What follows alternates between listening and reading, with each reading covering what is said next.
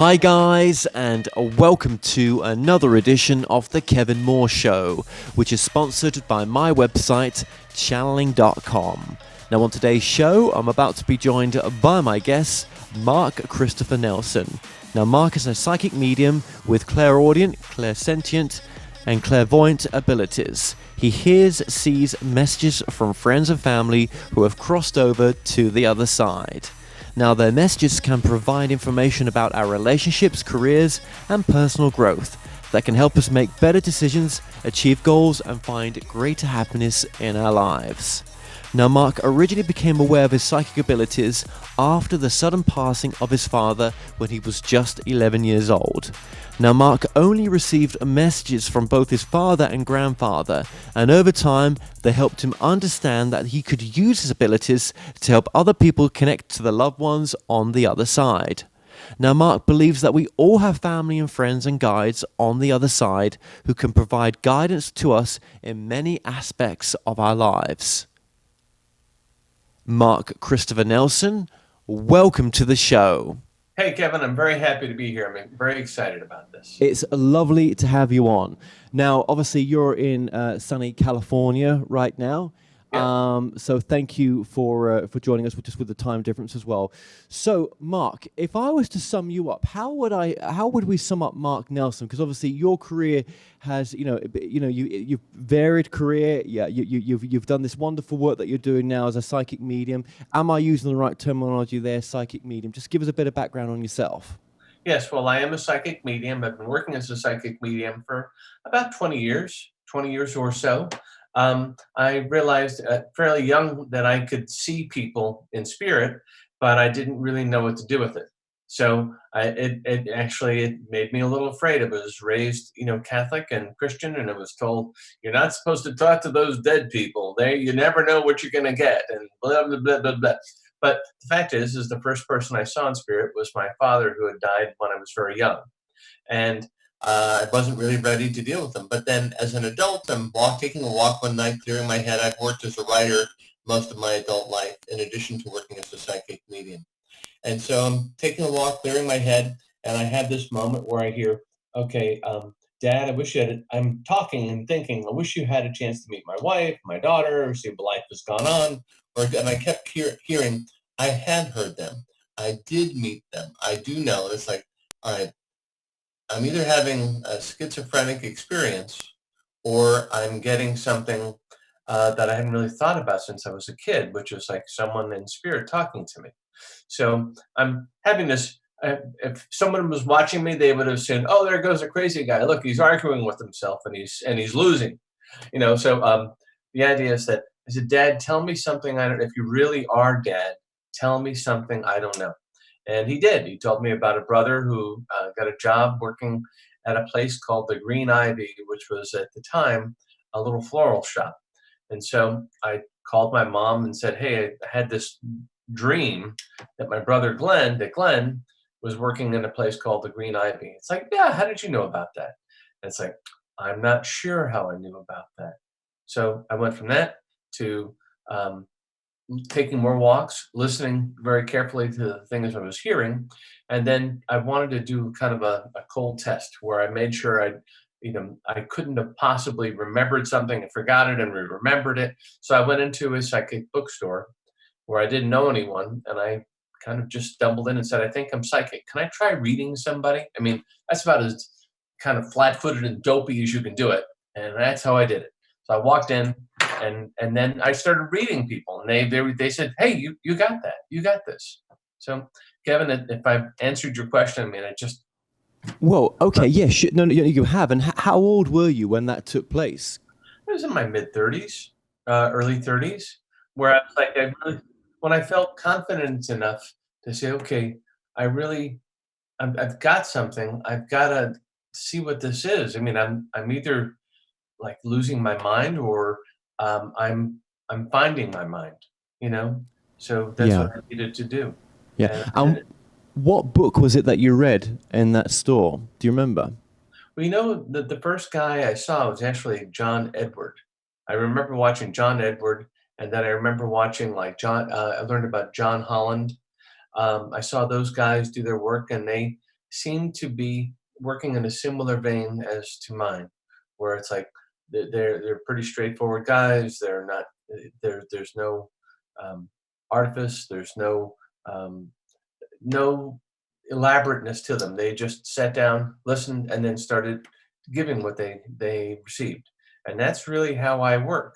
I was very impressed by them. Um, and then I had a chance to meet some psychic mediums who I felt were really good. I've learned a little bit about spiritualism.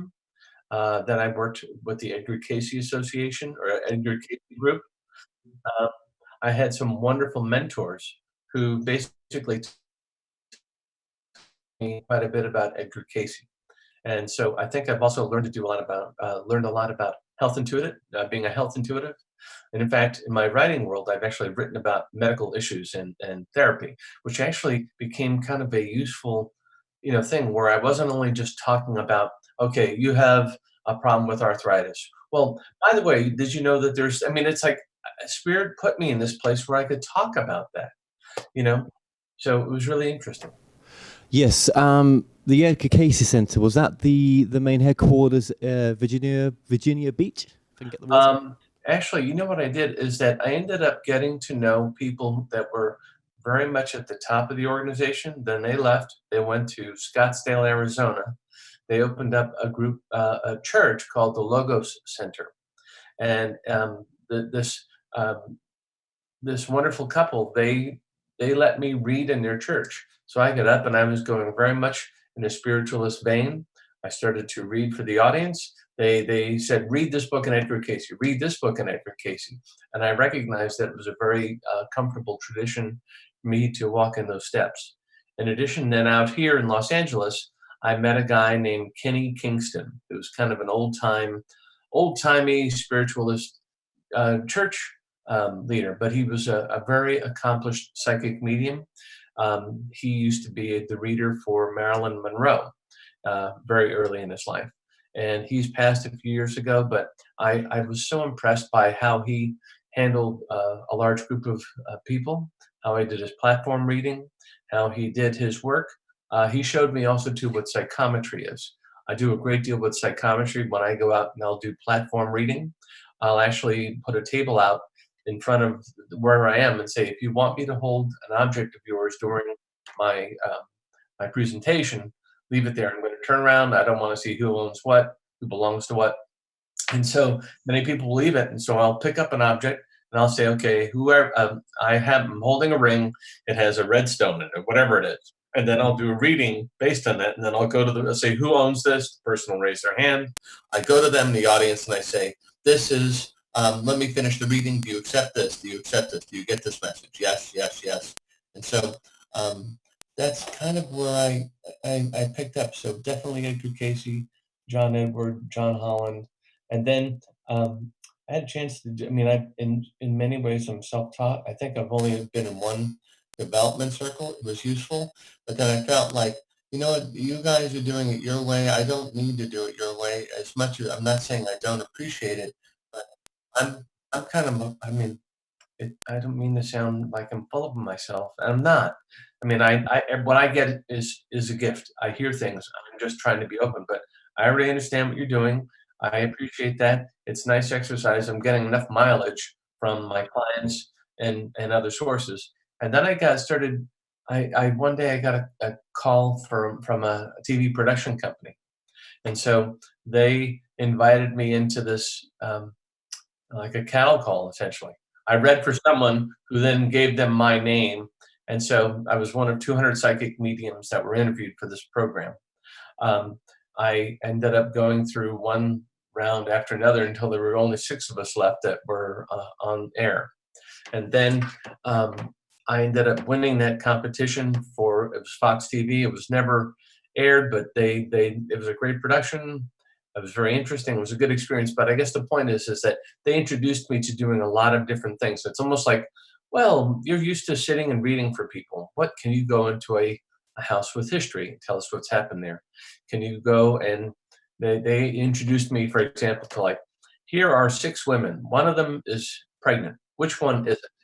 And then I got that, just kind of listening. And so I just learned how to take this ability of mine and apply it in a number of different ways. Started with a small audience. I started to work with a bigger audience. I'm used to reading. I mean, Kevin, what you and I are doing here is something I'm very comfortable with. I mean, as it is, the overwhelming majority of my clients are by phone. Although some do come to my home, and unless I'm going out and doing a stage appearance or doing something at a conference, that's the only other time I would normally. I mean, very seldom would I go to someone's house unless there's a health issue and I feel motivated to go to them. But that's Yes. basically how it works. Yes. So, when you're in that mode of receiving, okay. So, for example, you're giving someone a reading. I mean, what is the normal way that works for you then? I mean, what is it? A voice? Is it a knowing? Is it? How does it work? Well, normally before reading, I mean, I meditate, I clear my head. So I have a little time to do that. And then what I'm listening for is I have guides, my clients have guides, Kevin, you have guides. Everyone has someone that is there for them on the other side. And so I'll get messages, I get songs. I was telling about that pregnant lady. I walk into the room, and before I walked in, this is per example, I saw in my head this little soldier dancing around like a little cartoon of a soldier. I said, why am I seeing a cartoon of a soldier? I'm going to see, a woman that may or may not be, there's a group of them, someone's pregnant. And I walk in, there's one woman wearing like a faux navy, like a little navy blue sailor suit. And I said, oh, you're the one. I mean, it was just like, okay, you showed me a soldier. Here's this woman dressed as a soldier. You're the one, and she was the one. And it was just like, wow, that was quick. It was like, okay, I had no idea. It's like, all right, yeah, you're the one. Okay, you have to be. And then I walked up, and it's like, yeah, she's the one. And it was just kind of a funny thing. So I'll get a story. I'll hear a picture. Sometimes, like, I'll start sketching things while I'm sitting here. I'm a lefty, and I'll start writing, and I'll get like, okay, there's a box here. I'm seeing this, or you're supposed to write your name. And so I guess a clairaudient, clairsentient. I know these things. I have a very strong sense of touch. Doesn't really apply over the phone or through Zoom, but it's still just another tool. But I hear people whisper literally in my ear sometimes. Wow. Okay. And obviously, prior to this work, I'm guessing your career was very, very different. But Oh, this was always in the yeah. background. Yes. I mean, I worked in advertising as a writer, a creative director. And so I always felt like I have to, in that field, rely on my intuition. My intuition says that's funny, that's interesting, that's not. And I've learned to pay close attention to it. Well, this is on the other side of the coin where it's pure intuition, where I'm hearing that, okay, there's a man or woman sitting in front of me. I'm seeing someone connected to them, and I have to trust it implicitly and give that message very directly. Yeah, of course you do. Of course you do. And I suppose sometimes when those messages are coming through, or those symbols are coming, or whatever, as you've explained it, the way it comes through, you just have to, like you say, trust that implicitly, even though it may not make any sense to yourself. Oh, it happens all the time. It's like, I'm trying to tell someone I see why. It's a funny thing. I got that. Uh, Again, I'll do.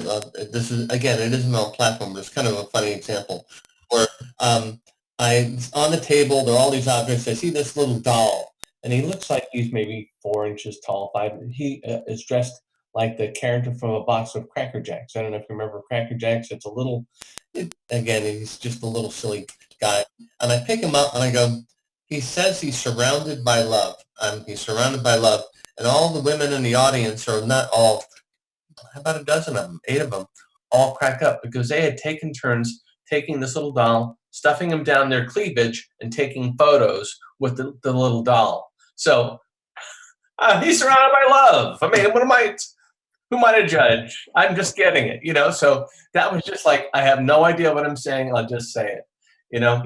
And then I'll get other things like I've actually heard a word in another language that I didn't know what it was. And so I got the word Christmas tree in Russian, and I heard it, and I was reading for a woman. I didn't realize I knew she had an accent, but I didn't know that her first language was Russian.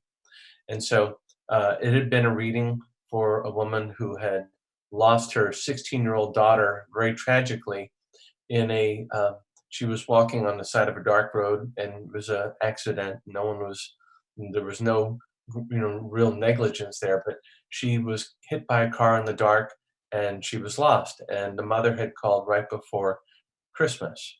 And so I'm wrapping up with her, and I'm going, okay, keep getting this word. Phonetically, I'll sound it out. I can't. I have to look it up to remember what I said. And so I'm saying and she's just said, you just said Christmas tree in Russian. And I go, oh, she told me that her accident occurred right before Christmas. She told you to put a Christmas tree up, and she wants you to take back the holiday because, for all the pain, what a terrible, there's never a good time to lose a 16-year-old ever. It just, it only amplified the pain and suffering that she then associated with the loss of her daughter at this holiday. And so it was, I usually can be very dispassionate when I'm reading because I'm doing people more good if I'm not emotionally coming apart when I'm reading for them. This one got to me because it's like the mom recognized, okay, that's the truth of it. Her daughter is here. She's telling me a language. I don't speak Russian. And then, so it's just when I don't know what I'm getting and I have to trust it. And that's a good example of why, you know. Absolutely. And what has this work done for you and your understanding of this nature of reality in a sense?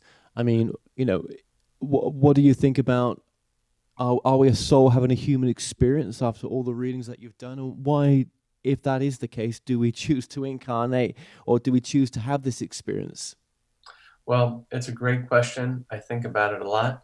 I was raised, like I said, Catholic, um, and went to Christian churches, but now I am of the opinion that we reincarnate. I feel like that it doesn't, I can, not to get into all of the religiosity of it, but I still feel like that we come here to learn. If This is almost like this is the lab.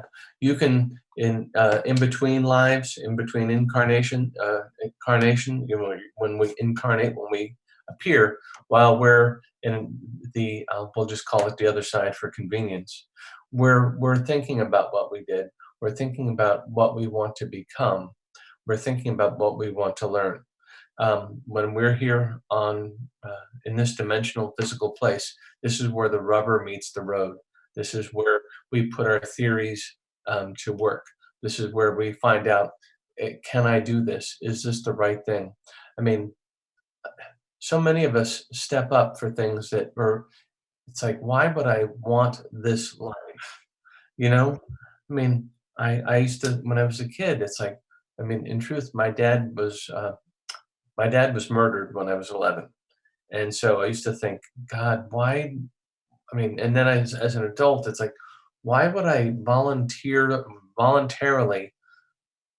go into a situation where my life gets torn apart and flipped upside down?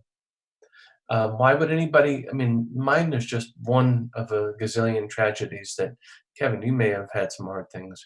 And many of the people listening here have had difficult choices that they never know at a conscious level that you and I can understand here, would ever say, yeah, I want that. I want to be born into poverty. I want to be born into a place where my parents are drug addicts, or I have a mental, disability. Nobody comes in. So we come here to learn, we come here to experience, and we come here to try to become, to make better choices, to become, I think, more evolved as souls and spirits.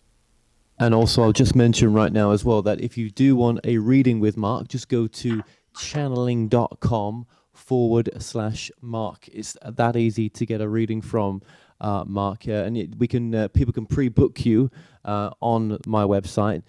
or you will be available sometimes logged in to take calls as well. But you're a busy man, so pre-booking is one way to get a reading with yourself. Yeah. And with that murder of your father, um, did you manage in your own way to forgive the person who did that to your father? It has been a struggle for me. I recognize that when I give in to the anger and hate of it, it doesn't help me. I've learned to, in through speaking to my dad, to let it go as much as I can. But it's kind of like a zombie. We're in the holiday season, or we're in the Halloween season during this interview. It's almost like Michael from one of these horror movies with the guy with the mask on. He keeps popping up. I have to keep addressing it and putting it down. I wish I could tell you I was, I'm above that, but I know, in fact, that the guy, at least as far as I know, and I believe it to be accurate, the guy who was responsible for killing my dad is no longer has passed. And so I believe very much that we all have to address the things we've done. I don't believe in fire and brimstone. I believe there's evil in the world, but I also believe there's forgiveness and love, and that I think that we, what anyone that does something terrible does. I mean, I think they hurt themselves at a soul level, at a spiritual level, and that's what they really. That's what we, in between our in our next incarnation, that person is going to want to come back and say, I want to not make that mistake again. I don't want to cause that pain. I don't want to create that ripple of hatred and anger and sadness, however you care to describe it. I want to avoid that. I want to do something different. And I'll get that chance when I come back in the next incarnation, I hope. Absolutely. Well, yeah, absolutely. I mean, who's to say that that event didn't allow you to open up in ways that you couldn't have opened up with your gift had that not have happened? Now, that's a pretty severe way to have to open up, It's right? true. And Kevin, I mean, I have to tell you, and I'm sure as you meet other people and you already know them who are psychic mediums, I know so many psychic mediums that have had near death experience. They wake up, they regain conscious, literally regain consciousness on the side of the road, laying next to a burning car. I know someone that, and he said it's like I started to see people in spirit. I began to recognize, okay, wasn't my time. I was told very specifically this is not my time. And the fact that I'm consciously aware that I'm seeing someone tell me this is not the time means that there's a whole lot that I have to be aware of. And I've really gone down that rabbit hole where it's like, if this is true, then this may be true. If this Well, conscious experience is true, then this one may be true. And so, absolutely. So obviously you've had time privately, and maybe when either you're ready or Dad's been ready to talk to you, you've had some conversations and contact with yes. Dad, and how does Dad see it from his Well, perspective? Well, I think that, he wasn't ready for it. I mean, I love Dad, but he wouldn't call him a terribly spiritual guy, but he was a loving guy. And I think that he recognized that he may have, um, he loved to fight. He didn't mind if someone challenged him, he would be ready to fight. And so I think that, it isn't fair to say that he picked I mean, I can't. I'll leave this to my dad and to God's spirit, however you want to describe. But Dad, I think, may have opened himself up. Another person might have said, those are crazy bad people. I'm going to skirt that." Dad was very kind of bold and strong in his physical incarnation, and wouldn't back down from a fight. Well, these people had guns and knives, and he didn't. And so it went that way. So I think Dad recognizes that, he also knows that as horrible as what happened to him is, um, the one small positive that came out of it is that I became aware of him in spirit. And then since then, I've been able to really feel blessed, fortunate that I could take this ability that I've discovered through his loss and help other people deal with the loss. Well, absolutely. I mean, that's probably why you're quite sought after because maybe I mean, probably you are aware of it, but I mean, it's obviously allowed you to feel synergy, sympathy, compassion, and endlessly. everything. And much more to empathy towards others who have gone through something similar. I mean, it doesn't have to be a violent death. I mean, all death No. is difficult, but Yeah. you know, you will be meeting people on your own level. Well, I get it. I mean, and God forbid anyone has to deal with having a family member murdered. It does. Also, too, it's helped me deal with like any kind of a painful loss if you lose a child. I've read for a lot of people who have lost children too early, too young. And while I wasn't lost, it was him. But the pain of it all, and then I'm the oldest of six kids, plus a stepbrother and sister who I consider brother and sister as well. But understanding how this pain can ripple through a family, and it's helped me. And then being able to, excuse me, help these people on the other side. I mean, as much as like Kevin, if I'm reading for you, you're my client, but the people on the other side are also my clients. You know, and I'm trying to be conscious of like, people that say I want to come through to my mom. I mean, this happened this past year. It's like um, a young guy playing basketball has a knee injury, and then he discovers that through the repair of the knee that he has bone cancer, and he passes. And so he very much wanted to come through and talk to his mom. And so he even says, I was number 13. I was number 13. I wore 13. And so that helped mom know that, okay, this really is him. And that it helped her cope with the loss of a vibrant, wonderful kid. And then, I mean, Kevin, there's as many as relationships as there are, um, husbands, wives, brothers, sisters, brothers, all of those losses matter deeply, and that I mean, at a certain point, pain is pain. But I think it helped me, to your point, recognize, okay, I have to be sensitive, but I need to be clear in my communication.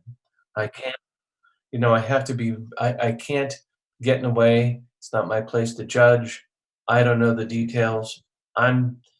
I try to be the radio station, the sensitive receiver, and then to convey the message in the most truthful, clear way as I understand it. And I love and it's funny, like I said, but it's really funny when I don't know what I'm saying and I just say it. And then they love it all the more. And then they realize I'm just this guy saying stuff. And if it wasn't for the people in spirit, I, That's right. you know, That's right. Absolutely. And of course, you obviously get all sorts of clients, those that need you for that particular part of your help, but obviously relationships as well. That's another big one, of right? course. I mean, and Kevin, I'll just say this is that let's say you're a multi-millionaire. Or you've won the lottery. You've just discovered a cure for something.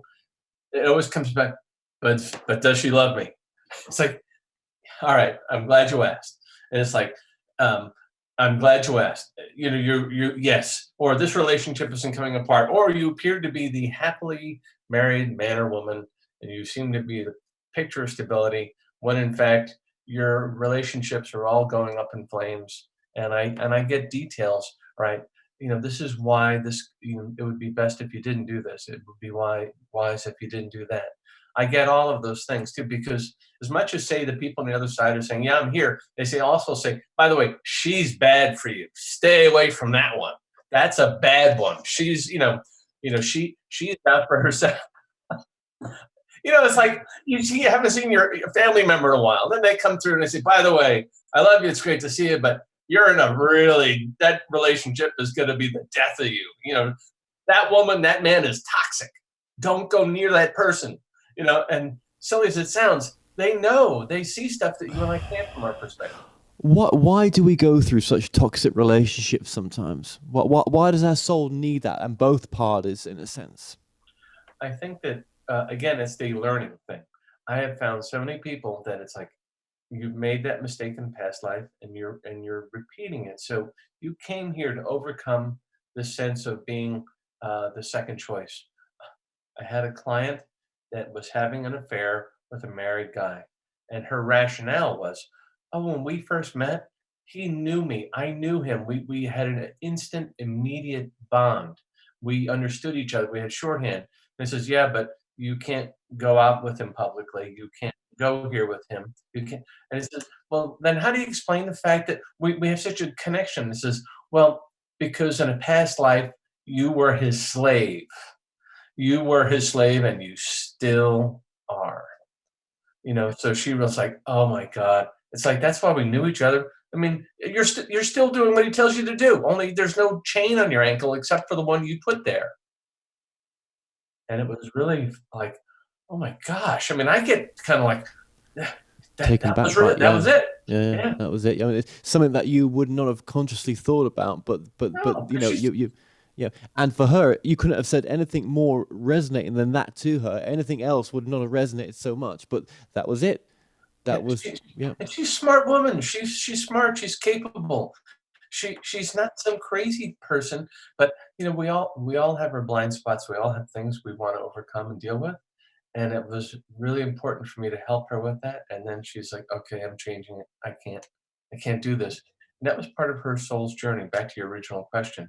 It's like, how do when we have these aha moments, when we realize, "Oh, I'm making the same mistake. I have to change." It can be exhilarating, painful, powerful, but necessary. Yeah, I know, especially when kids are involved, it's even more painful as well. Yes.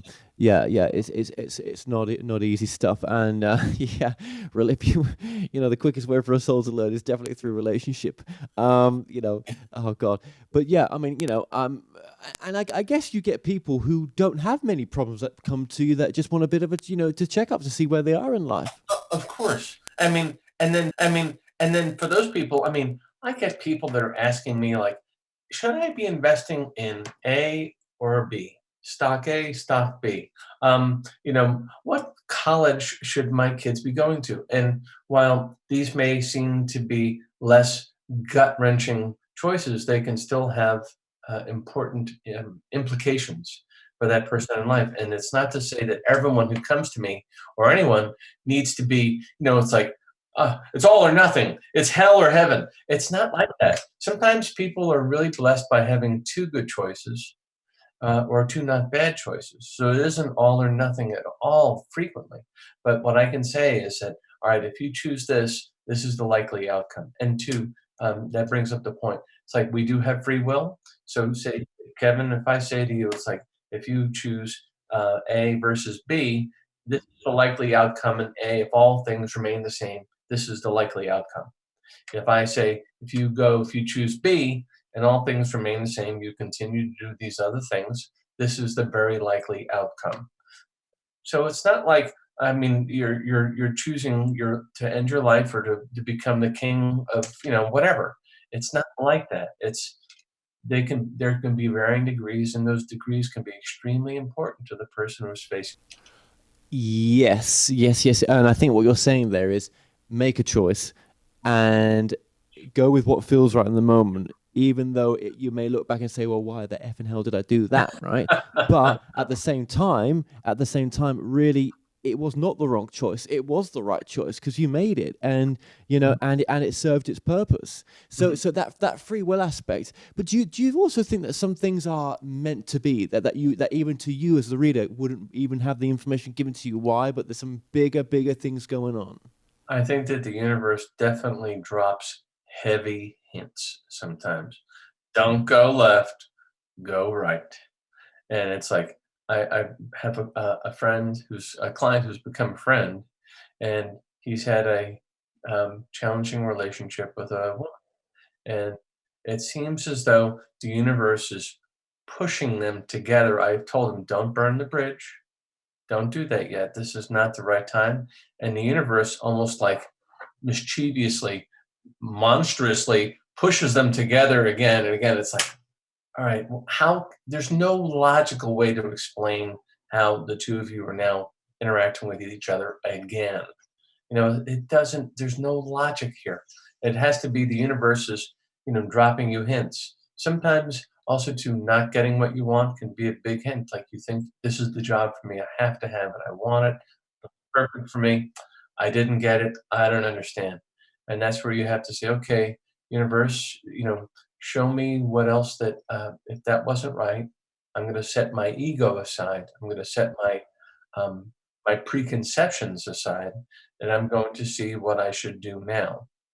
And those can be powerful learning experiences. Do you absolutely can? And do you is it a sort of fair balance between male and females that come to you? I mean, I get it's more women than men, but I get a surprising number of guys. I mean, and it shouldn't be surprising because, I mean, I think that there are more men who are sensitive to the idea that it's like, oh, this, I don't know how to feel about this. I'm facing a tough choice. I want more information. I want another perspective on this. And so, and also too, I think that um, maybe it started out as I'm part of a big family. I've gotten used to being around a lot of different people from the get-go. I mean, it, people of all. I have, straight friends, gay friends, straight clients, gay clients. It doesn't. They people are married. People who can't hold a relationship. We're all fighting with something. Everybody's got something. Every so if someone's watching this, right, and they're like, okay, do I get into this relationship? Do I not? Just something simple here, right? And obviously you'd have to read them to know. But sometimes, I think what we're saying here is, yes, go with what feels right, but there are no wrong choices really, except for there was a wrong choice for that guy to commit that murder to your father, yeah, right? yeah, yeah, But at the same time, mhm. um, there's a ramification for every choice, isn't there? Yeah. I mean, A consequence. like deciding that you want to be with a certain person, it might be wonderful. And then you might just say, oh my God, that was not the right. I should not have stayed overnight. I should not have, or that person was not who I thought he or she was. Or, I've complicated my life in a way that I wish I had not done that. And so we all have, anyone that says they don't have regrets, I would say that, it's a matter of how you deal with them versus the idea that you don't have any. I mean, no one hindsight is easy and it's ridiculous. So we try to make the right calls, and what I can do in my capacity as a reader is I can help say, well, this is what it looks like based on what your guides are telling me. That if you want this and you're willing to accept this person, warts and all, this is exactly the person you should be with. But I like to think that, like, say, I can provide some input. It's like this person is going to be a little more sensitive or may need a little extra guidance, or you may have to accept this or recognize this person is not going to be exactly who you think he or she will be. And if you're okay with that, you can cope with it, and go for it. And life will happen. Absolutely, absolutely. Well, and do you find that there's more people coming to you nowadays, and please correct me if I'm wrong, right? That are more into, like, what is my life's purpose? What am I here to do? Oh, very much so. People, if they're willing to speak to someone like me, they recognize that there is a whole other level of advice, love, guidance. They can, if they trusted a grandfather that they wanted to speak to in a question, if they want to speak to a guardian angel, if they, whoever, I believe we have a whole spectrum of love and support on the other side. And the idea that you would want to tap into some of that in order to make this incarnation, your current life, more meaningful and interesting, it makes perfect sense to do that. And you're hearing about it more. People are hearing about it more, and they're seeing there is value. I'm glad I got that extra bit of insight and information prior to making that choice. Well, that's what it's there for, isn't it? And even if you are religious, Mm, and I'm sure you do get religious people, mm. it doesn't. This isn't going against your faith, neither. This is just adding to it. No, no. What it is like I try to be very clear, and I play on the team that's of the light. And to me, that's like I don't get into my job is not to manipulate. I've actually heard people go to psychic mediums who say, um, you've been cursed, and only literally for $5,000, I'll take that curse off you. Those people, if there is, I believe that's evil. That's that's taking advantage of people at their most vulnerable, and that's just like the lowest of low life. So That happens a lot. That happens more it than people. does. Yeah, It's like, yeah, don't believe them. They're lying to you. yeah. It's like they're manipulating you. Stop. You know, But do you think that sometimes, or have you come across people who have some sort of negative attachment on them? That's yes, just, yeah. I think so. I've actually gone in, I've been in some pretty uh, heavy places where through I do paranormal investigating as a psychic medium, and I've been around what I would say are places where serial killers have done their thing, have killed people. I've been around places where murders have occurred, and I know that sometimes that energy, that negativity is real. I believe that there are malevolent spirits that have fun messing with people. They are, you go in, you're not aware of what you're dealing with. That and even, too, there are people, toxic relationships where it's like they don't even know why they're a vampire, an energy vampire, and they're sucking it out of you. That can, I think I can help point that out at times as well. That's interesting. Thank you for sharing that. Just I know we're almost at the end here as well, but even obviously you've gone to crime scene where past crimes have happened. So have I. I've visited one crime scene not too long ago, and here's the weird thing. They were saying that there's paranormal activity where this crime scene happened. Now, obviously, this happened many years ago. Yet you'd have thought that the spirit has moved on, but something resides, doesn't it? It's like energy signature. It makes no sense to me, but to you, Well, you pick up on it. I do the psychometry, and the idea to me is that if you believe that we are all energetic beings, you and I appear solid. But if you look at quantum mechanics, it tells us that we're all energy, and that we all energy doesn't it can't be destroyed. However, it does change. In relation to a place where a crime has taken place, I believe that there can be kind of a psychic DNA left, a bit of energetic DNA that is there. And also, I do believe that there are earthbound spirits that don't recognize or choose not to go into the light, as I would describe it. And those people you need to watch out for. Those people, those beings in spirit. Um, you have to talk to them. You have to address it. There's a number of ways to do that. And sometimes they might be waiting for their crime to be solved, Yeah, hanging around with loved ones sure. not for hauntings, but for actually for their own issues of moving on. They want justice still. Well, Kevin, how many people do you know in life that make bad decisions when they know better? I mean, I can be one of them at times. I've known better and I shouldn't have done. So it doesn't stop in spirit. You're still a conscious being, and that for whatever reason you have decided to stay, even though you know that there's a reason why maybe you shouldn't. And people in spirit do that. Not everybody. Some people are much more okay with the idea. All right, I passed. My body's laying on the ground. I recognize that there's something else. Some people can't, won't, or are incapable of seeing that. Okay. Well, we're almost at the end here now. And what would you say is an important message that you might like to leave the audience with that is sort of current for you right now as well, maybe? Well, I really do feel like we're never really alone. That if we want, if I want to talk to I was blessed by having a great stepdad after my dad passed. I feel like I can talk to them. People and kidding too, they'll say, "Well, he's not spying on me, or they're not spying." I say, no, they're not spying on you. They don't care about that stuff, you know.